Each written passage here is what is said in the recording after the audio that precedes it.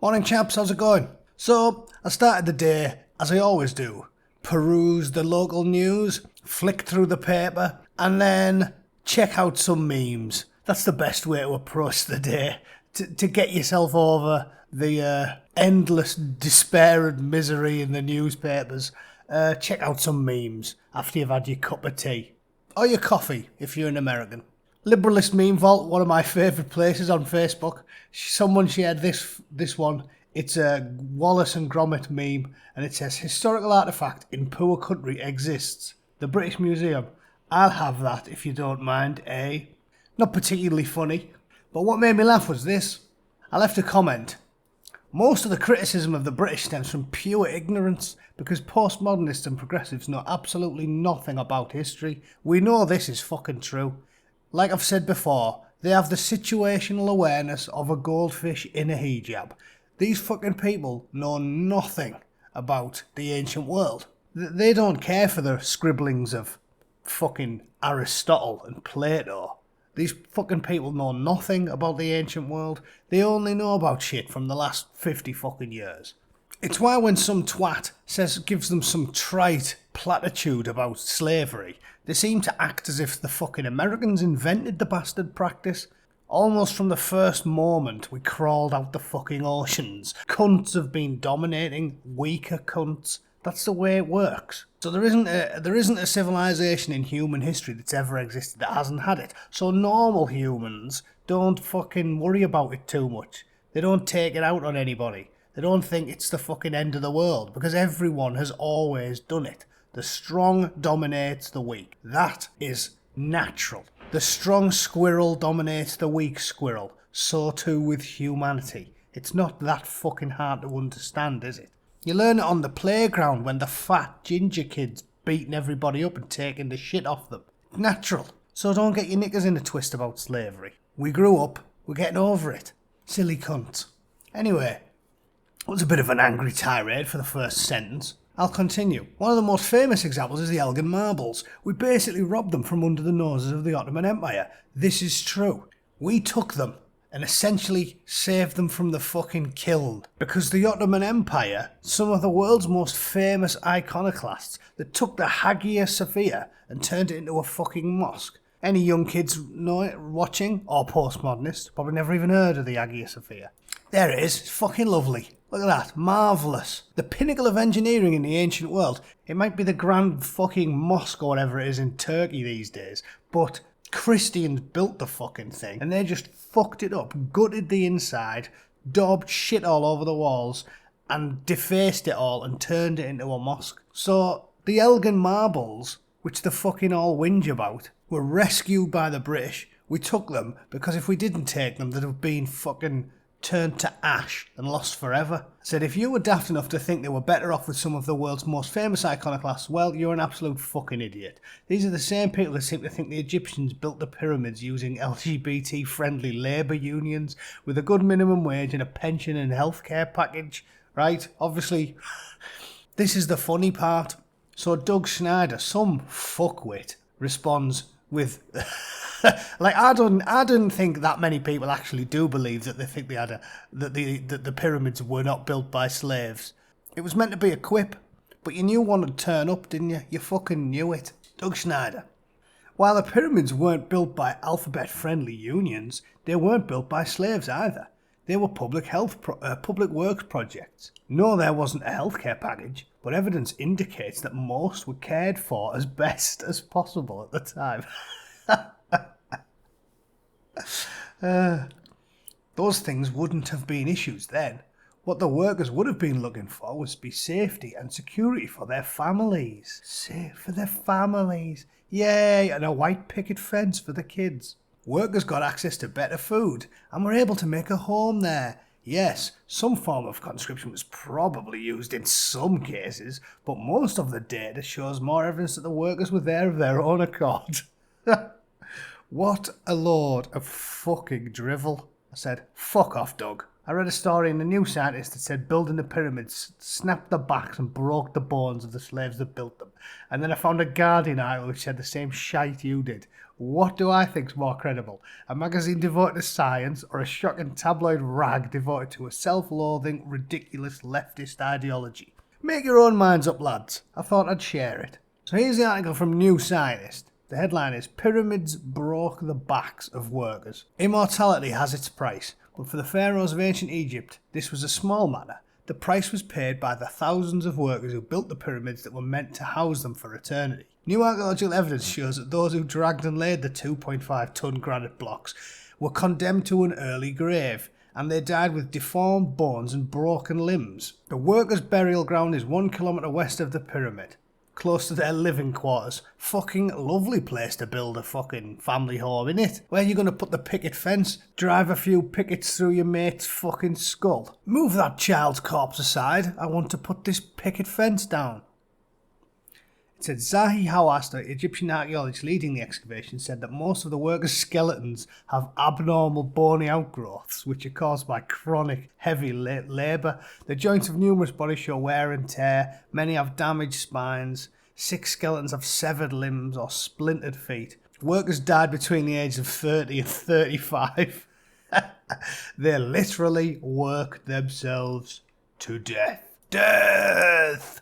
No. According to a lefty twat, workers got access to better food and were able to make a home there. Yay! What a fucking knobhead. Fuck off, Doug. And this is the fucking funny part. I do not understand why the fucking pathological hatred of their own culture comes from the left. It's really fucking bizarre. Like, not everyone lives in a free country. Half of the world isn't free. They aren't. People are treated like fucking animals. Like rats. Women are treated like rats in some of these Muslim countries. They're not allowed to drive a car. They're not allowed to go outside the house without a sack on their head. And these people only care about criticising the free world. I do not understand it. They don't want to concentrate on the places in the world where people live like dogs. They want to concentrate on trite minutiae in free countries. It baffles me. So this made me laugh, look. So after Doug's bullshit comment, I just googled Egyptian pyramids slave, and look what the top fucking headline is from the usual suspects. Look, The Guardian. Great Pyramid tombs unearth proof workers were not slaves. You knew The Guardian would be reporting this, don't you? Egypt displayed newly discovered tombs that said they belonged to people who worked on the Great Pyramids of Giza, and slaves did not build the ancient monuments. The modest shafts held a dozen skeletons, perfectly preserved by dry sand, with jars of beer and bread for the afterlife. How fucking lovely. Amahi Mazar, professor at the Institute of Archaeology, says the myth stemmed from an erroneous claim that Jews built the pyramids. So the Guardian's fucking loving it. Loving it.